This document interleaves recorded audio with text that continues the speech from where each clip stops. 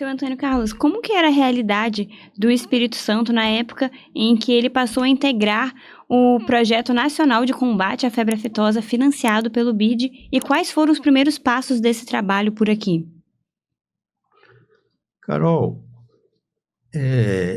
nesta época do financiamento do BID, né, para a implementação do projeto de controle e erradicação da febre aftosa no Brasil, o Espírito Santo ele tinha uma característica muito específica, né?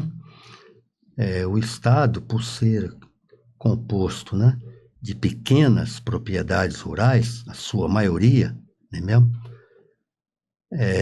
O Estado, a parte econômica no campo, ela estava muito voltada para a cafeicultura. Quer dizer, era o forte, né, como também é hoje, né? Mas era o forte na época, era a cafeicultura, certo? Antes.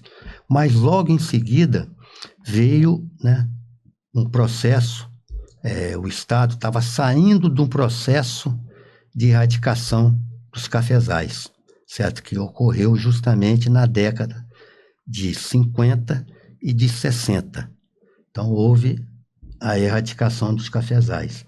E nessa erradicação dos cafezais, né, aonde essa área era ocupada por esta cultura, normalmente isso voltou a ser pasto, voltou a ser pastagem, certo? Então, também aumentou significativamente, certo, o rebanho do Estado. A prova é que, quando nós começamos a desenvolver o trabalho em setembro de 71, certo? E encerramos todo o levantamento de todas as propriedades existentes no Espírito Santo, a última síntese de vacinação que nós realizamos em todo o estado nos apresentou um efetivo rebanho de 2.400.000 cabeças, certo? Foi o maior efetivo rebanho já existente aqui no Espírito Santo, foi justamente no final da implantação do projeto, quer dizer, no final do levantamento de todas as propriedades, certo? Que foi justamente com a utilização do recurso do BIRD, não é mesmo? Eram muitos carros, muitos funcionários, então era uma despesa muito grande. Então, nesta época, foi quando nós alcançamos, 75, certo? O maior rebanho do Estado, 2.400.000 cabeças. Depois, né, foi diminuindo. Por que isso?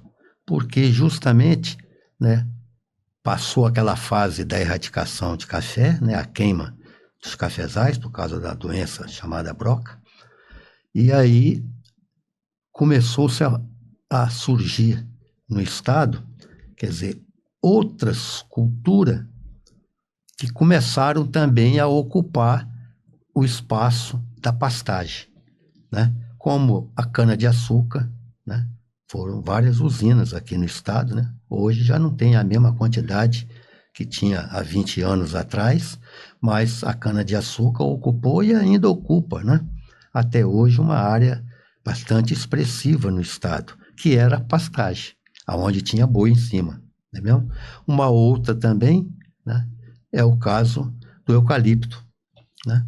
Onde era eucalipto, também era a pastagem, mas com a vinda da Aracruz Celulose, né, você, né, passou a ter um desenvolvimento muito grande, né, no plantio do eucalipto no estado, né, atingindo o norte, principalmente o norte do estado, que era onde estava concentrado, e até hoje ainda está a maior parte da pecuária, né, mesmo? A maior parte do bovino estão lá no norte, mas também já tem bastante, né, bastante eucalipto, né? Você vai lá em Montanha, né, tem eucalipto, Mucurici tem eucalipto, Ponto Belo tem eucalipto, você vai na região serrana, aqui, Domingo Martins, Venda Nova tem eucalipto, quer dizer, então isso foi ocupando também áreas onde era bovino. E aí, com isso, houve uma redução também no efetivo rebanho do Estado, né, que chegou a vir a 1.700.000 cabeças. Depois, novamente, né, começou a crescer, em função também da própria situação econômica do Estado, né, aonde, né, foi melhorando, né, economicamente, né, o Estado, né, com o surgimento dessas novas empresas e tal, e, né, os profissionais liberais, né, bem-sucedidos, né, começaram a comprar, né, chácara, outros comprando propriedades maiores, propriedades menores, certo? Então voltou a ter um pouco mais, a pecuária a aumentar novamente, e hoje nós estamos girando aí sempre em torno de 2 milhões, 2 milhões e 100, 2 milhões e 200. Raramente tem vindo abaixo de 2 milhões de cabeça. Perfeito. E o cadastramento das propriedades e as primeiras campanhas de vacinação foram marcos importantes naquele período. E como que o produtor rural recebeu essas medidas no setor? O produtor, a gente sabe que existe uma reação negativa, certo? Sempre que você quer implantar alguma coisa diferente, né? Alguma coisa nova. Mas, em função do excelente trabalho que foi feito de divulgação do projeto Aftosa, 6, 7 meses antes dele ser colocado em prática, certo? Então, a resistência, né, às informações, a prestar as informações, não era resistência em receber o funcionário, era sempre, né, muitas vezes, o receio em emprestar aquelas informações que a gente solicitava. Então, muitas vezes tinha isso, mas, em função da divulgação, isso não foi tão expressivo, a não ser, certo, em localidades onde, né,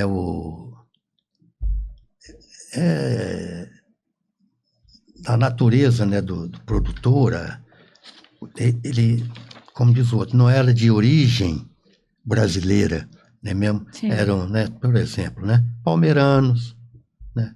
Então isso, né, eles tinham, né, um certo receio, mas prestavam a informação e depois foram aderindo tranquilamente. Entendeu? Perfeito. E como que funciona na prática a atuação do FEPSA dentro do Sistema de Defesa Sanitária Animal aqui do Espírito Santo? Bom, o FEPSA, ao ser criado, ele foi criado em função de exigências, né, do próprio Ministério da Agricultura e dos organismos internacionais, certo? E com o objetivo principal da criação do fundo estava voltado, né, para a indenização de animais, caso, né, viesse a ocorrer qualquer sinistro com relação à febre aftosa. Sim. Porque ele foi criado em função do projeto Febre Aftosa. Apesar do nome ser Fundo Emergencial de Promoção da Saúde Animal do Espírito Santo, quer dizer, um nome genérico, não é mesmo? Mas o objetivo principal era em função do projeto Febre Aftosa. E também na indenização de produtores, né, caso viesse a ocorrer a doença. Mas a gente sabe que as coisas mudam. Então, nós fomos alterando.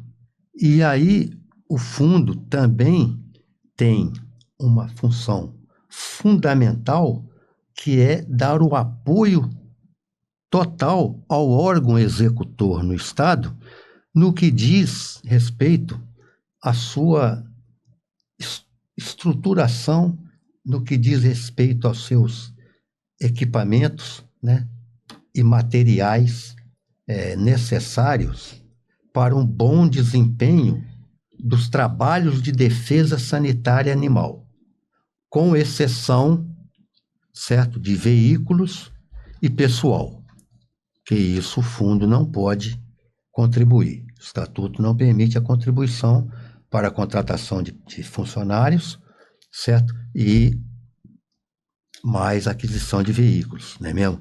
De combustível e tal. Mas os equipamentos, tranquilamente, a gente era um objetivo principal e a gente tem cumprido com isso. Perfeito. E em situações de, acho que entrando ainda nessa mesma pauta, em situações de emergência sanitária, qual a importância de existir um fundo estruturado e preparado como o FEPSA para essas respostas rápidas?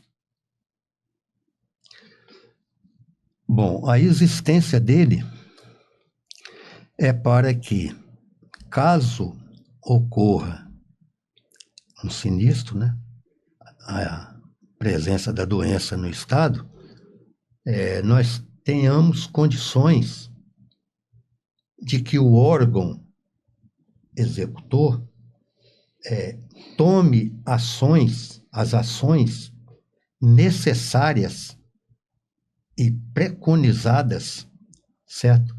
Para o atendimento a este foco, fazendo com que evite o máximo possível a difusão dele. Quer dizer, se for possível segurar no foco primário, que nós chamamos, melhor. Mas pode acontecer de muitas vezes ainda surgir mais alguns. Mas o fundo tem esse objetivo principal, de proporcionar todas as condições necessárias, certo? Com rapidez e eficiência para que o órgão executor, porque o fundo não tem esta função de executar, não é mesmo? Então, temos que fornecer as condições necessárias ao órgão executor para que ele tome as medidas emergenciais necessárias, independente também da atuação do próprio governo, dos recursos que o governo tem, dos recursos que o governo repassa para o órgão executor. Mas sempre há necessidade do apoio incondicional do fundo. E esta foi a razão principal, né, da criação do fundo em todos os estados. Todos os estados da federação têm que ter o seu fundo. Perfeito.